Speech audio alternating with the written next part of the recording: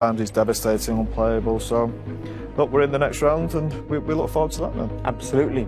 Who United play, we'll find out tomorrow evening, of course. As you can see there, it finished Man United 1, Copenhagen 0. Elsewhere, Inter Milan won 2-0 against Bayer Leverkusen. They were awarded a penalty right at the very end. The penalty was then overturned by VAR, and Leverkusen were pushing for an equaliser, but actually it was Romelu Lukaku who got the winner in that one and made all the difference. You will find out, though, who United play in the semi-final, because tomorrow evening, right here, Wolves against Sevilla from 7 o'clock, and Shakhtar play Basel as well in the evening from 7:45. Then later in the week, we turn our attention to the Champions League. So as you can see, non-stop football coming your way in European football for the next couple of weeks. We're going to take a quick break. When we come back, though, plenty more. Robin made the point at the full-time whistle. It's a funny old night, really. Not a single attempt on target from FC Copenhagen, but you wouldn't have sort of thought that when you were watching the game. It felt far more even than that. No, they played great. They really did. I mean, we kept raving about Falk because Robin did a run on him before the game, but every time he touched the ball, he did something really creative.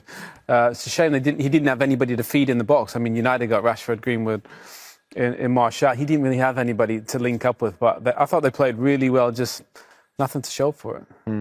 I suppose there'll be a bit of relief as well, won't there, from the manager, because you can have a night where you dominate, you can have a night where you have plenty of shots on target, but in knockout football, if you don't score, and you're out. Tricky. It's very tricky, especially in the first half. You know, you could tell that Manchester United should up a level, and they did. You know, they did. They kept pushing. They created so many chances. Their goalkeeper Johnson made 13 saves, I hear. So it could have been 3 or 4-0 easy. But Johnson had the game of his life. We'll have a look at some of those saves in a moment. But whether it's Wolves or Sevilla in the semis, they'll have to be better in the next game. United, you imagine? I'm not sure. I think they were very good tonight. They created so many chances, 14 chances. As Robin said, but for the keeper, it's 3-4-0. And Copenhagen played well. Don't get me wrong. We underestimated them before the game. Well, they had some really good players, as Falker said. We've talked about Falker. He was all over the place. Yeah. Some tricks as well, but they just didn't really have a centre forward that could, really get into a position to try and finish off some chances that he would create. But yeah. Job done for United. Move on now. It's going to be a lot trickier. The next game, we know that whether it's Wolves or Seville, we know it'll be trickier. And if they play similar to that, I don't think they're far away. Okay. Look, people are critical sometimes of Bruno Fernandes. They just say, he's the man who scores penalties. The stats don't tell the truth. I mean, the reality is he's come into United and he's transformed that football club. The haters can say what they want. This is a man that has an impact. Tell you what, if you're hating on him, then you should go watch a different sport, because I don't think I've seen a player outside of Kevin De Bruyne create as many opportunities in the game of football as him. All the United players, as good as they are, they look to him. They get the ball into his feet. I mean, Rob made a great point. Martial I've never seen him with the turn of pace that he had today. If he plays like this, then anything's possible. Scholes made the point, and Mata had a big impact on the game. And Martial just gets the decisive penalty, which was really nice to see Bruno Fernandes hit it like Harry Kane up, do that hop. I love him as a player, not a big fan of the hop, but surprises the keeper and a brilliant penalty. I just like the fact that he knows the keeper's had a good look at the way he takes penalties and he's adapted. Yeah, it's a great idea, and it probably caught us a little bit surprised. We were all waiting for the hop as well, and to do it in the game was really good, but he's made a massive difference. He's a midfield player, number 10 really, is he?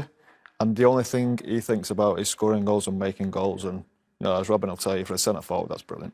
Look, Robin, few goalkeepers got the better of you over the years, but this evening we have to make mention of the goalkeeper for Copenhagen. I mean, as you've said, it's a record, 13 saves. No one ever in the history of the Europa League has managed as many as that on a night. Paul and Owen were laughing, saying he's got himself a move somewhere.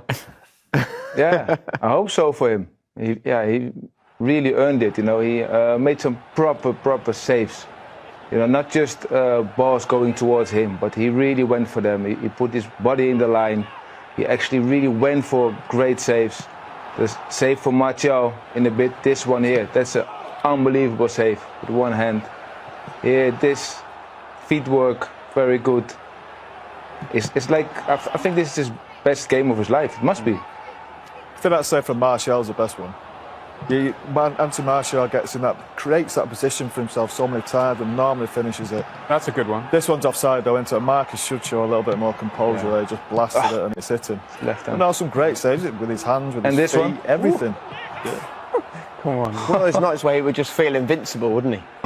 Yeah, you know what? He probably did. And it probably was the only thing that was going to beat him was a one from the penalty spot. But look, they absolutely peppered his goal.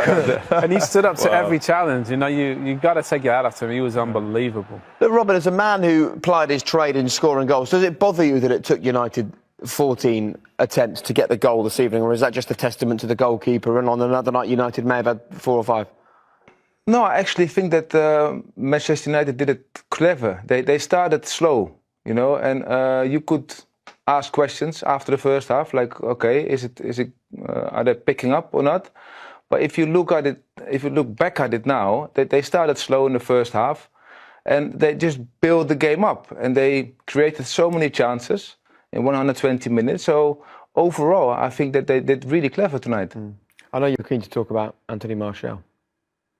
I like him. I've always liked him. I thought, you know, is he a number 9? Is he a wide player? He's turned himself into a number 9 at every game I watch, more and more. So I think when he squares a player up and gets to run at him, I think he's unstoppable. I don't see how you stop it. If a defender commits himself, he's going to give fouls away. Again, he's great dribbling, and he's normally a brilliant finisher. Tonight, the finishing just wasn't quite there. At the end, there's so many brilliant bits of play he produced. What I like about Martial as well is that he has eye for his teammates. You know, he's not only playing for himself. You know, he knows when to attack and go for it himself. But he always has an eye for his teammates, and that's what makes him, in my opinion, sets him apart from the very good players. That's why I think that he's a world-class player, because he has it all. He can provide, he can give assists, he dribbles, he's fast, but he always has a very good awareness of what is happening around him. Yes, but sorry, Owen, I just think he's only started showing that lately. That's why I always wondered, is he a wide player as a number 9? But I think now he's brought the all-round game to him, and he's got everything. He can beat him and he can score goals. He's got everything that you'd want in a great centre-forward. Everybody has a strong opinion on Anthony Martial, but all the players that have played know there's a really special player in there. But at times it looked like he could invest more in the game. Today, you could see, wow, I mean, he's a Ferrari, isn't he? Yeah, honestly, he was struggling under Mourinho, right? Yeah, I think you just wanted to see him work more and run more. And today, Robin's right, he just looked like he looked like a £100 million player, the way he played. And I know the goal wasn't there, but overall his performance was brilliant. OK, right, we're going to take a quick break. When we come back, we're going to hear Manchester United. They're into the semi-finals, and a good night as well for Juan Mata. He came on, he helped change the game, and then he spoke to Reshmin. Juan, congratulations, a third semi-final this season. What is the overriding emotion after a game as difficult as that? Is it just joy or is it just relief? I'll say that today is more relief, to be honest, and tiredness. I think the team is quite tired physically, and you could see in the game it wasn't the best of games, but at this stage of the season, with so many games behind, so many months, it's very important to win games like we did today, and we go through. And you know, we came to Germany with the aim of staying for quite some time, and hopefully we can win this tournament. You say it wasn't a good game.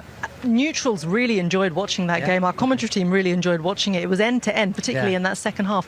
Why was it so difficult? Why was the first half so difficult? And then obviously the second half opened up a lot more.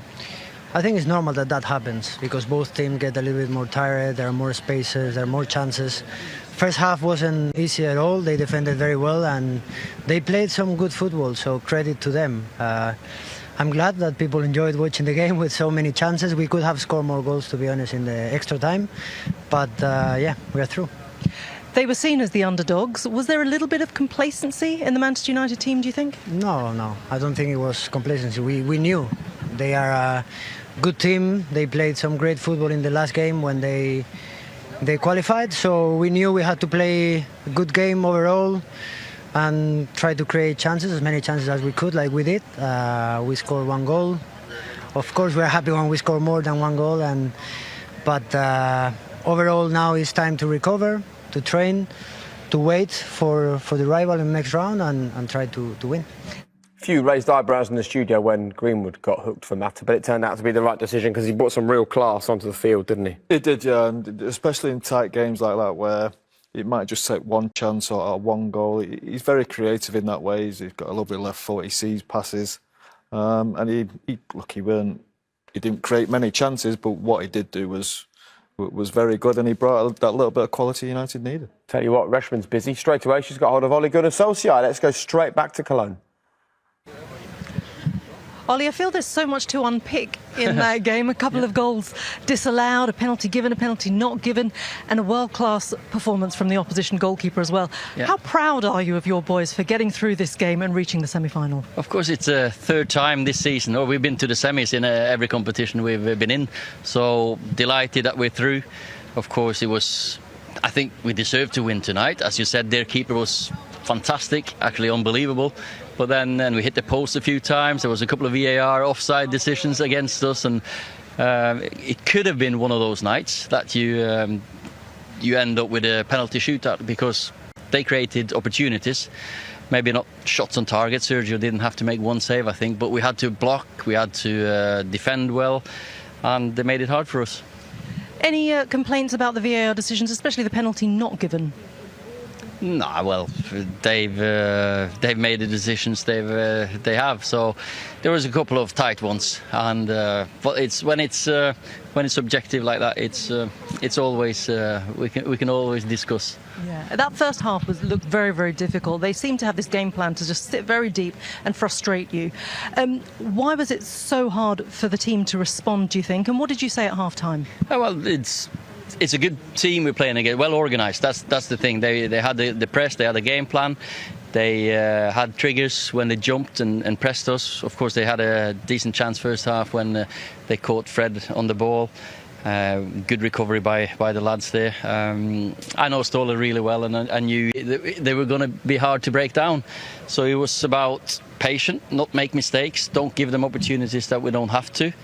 Let them earn chances, and we knew we get chances. Anthony, Marcus, Bruno, Mason will always create chances. Paul, always in every game. And there were so many of them. Yeah. Was extra time almost the last thing you needed, especially after such a long season with the games coming up at the weekend? I don't think so. I think maybe we needed it. I think you felt, towards the end, yeah, we can get the goal, but you don't go gung-ho and try and open up and they could counter-attack on you. You felt with another half an hour to play, we'd create more chances and score goals. And good goal or good take by Anto, and we created a few others as well. Yeah, absolutely. And Bruno, of course, took the penalty that has won you the game. Changed his technique. He didn't jump this time. Were you aware that he was going to do that? He's done that. He knows that keepers will wait for him to do the jump. He knows. I can't remember who it was against. Was it Sheffield United or no? I can't remember which one. Tottenham, was it? Tottenham. So he practices both of them. So and he practices both sides. So he's got them sorted better than I was anyway. And I'm sure you're well aware of the phrase "better the devil you know" or "better the devil you know don't." Wolves or Sevilla? Which one next? Who's the preference? Two good teams, definitely. We know everything about Wolverhampton. I had. Last 16 round or last 8 round with Molde against Sevilla, so I've got something to get back at them as well, so I don't mind. Congratulations tonight. Enjoy the evening. Thank you. Thank you very much, Ollie. Thanks.